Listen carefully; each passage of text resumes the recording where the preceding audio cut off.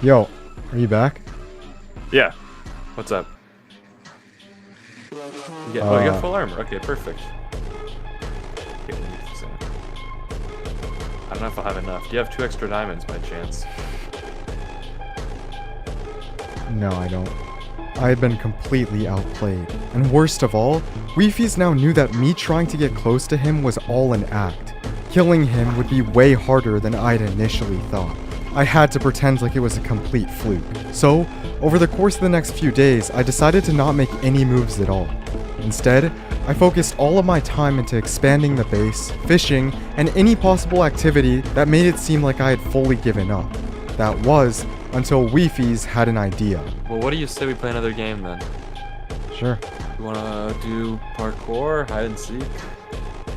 I'm down to do hide and seek. This was perfect. You see, I still knew nothing about Weefies. I didn't know how he thought about things or how he was able to predict my every move.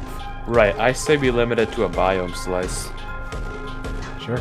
And no mining or placing blocks. On the outside, something like hide and seek was a friendly game between me and him.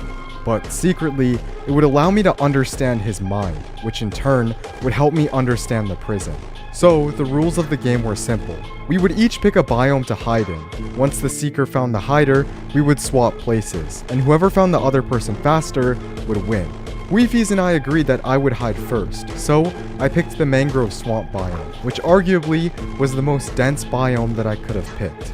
And it wasn't long until Weefies found me. How, bro? How?